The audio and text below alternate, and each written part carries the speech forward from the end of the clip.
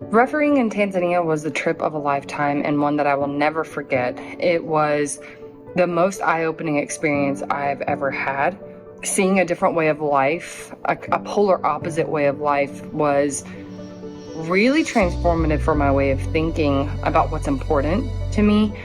They don't have much, and it's very slow-paced compared to America. Tanzanians are very appreciative for what they have, even though they don't have much. They're very grateful for everything, but the biggest takeaway that I got from the trip was that the people that you surround yourself with and the people that you invest in and invest in you are the most important things that you can have in this lifetime.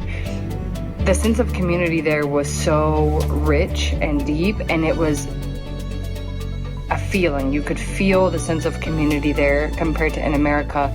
In America, you can easily go about your day by yourself. You can go purchase your groceries on your own. You can pay your bills on your own, and you don't necessarily need other people to survive. Whereas in Tanzania, they needed each other to make it and to feel mentally well.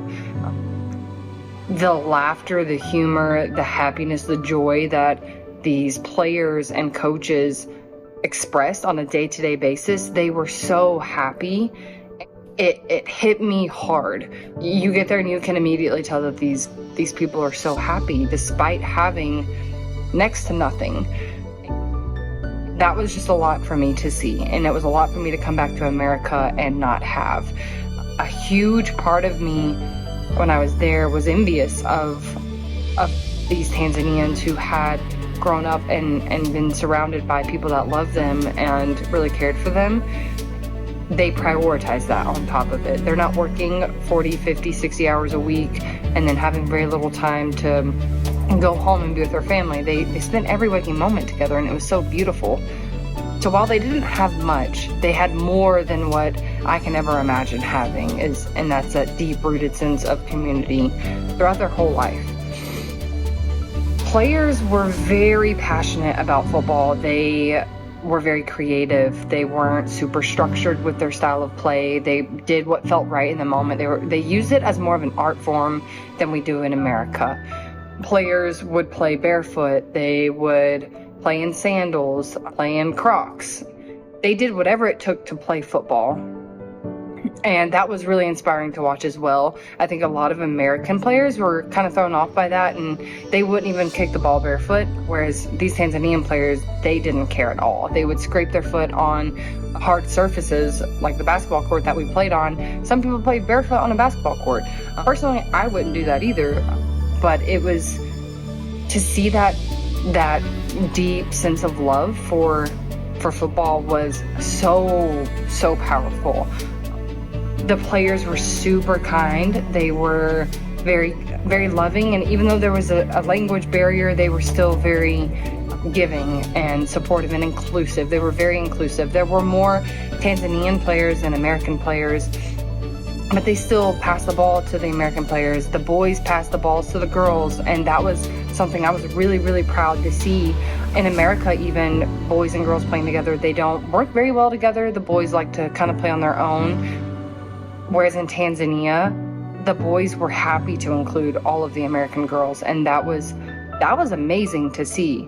As a referee reffing the games, it was a totally different experience.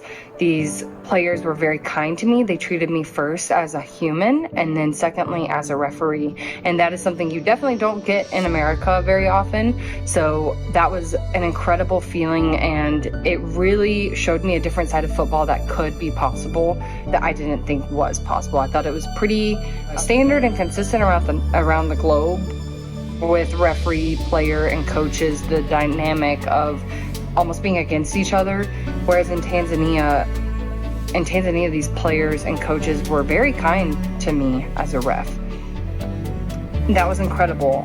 Even the sense of the communication was much richer. It wasn't, like I said, it was more of like I was a human than a referee. These people laughed with me, they communicated with me, we had fun. So seeing that was amazing. Tanzanian referees were incredible. They were so inclusive and they were so happy and always smiling. They didn't let anything get to them. They just were there to have fun. And they did know quite a few of the players. which I actually thought was really cool, that they were able to separate football from personal life. In their personal life, they hung out with these players and they were really great with them. But if on the field they disagreed with one another, that was okay. And that's just kind of part of it. And they knew that and they accepted that. And there was no ill will after the game between players and referees, which is very unique. Even I felt it amongst the American players.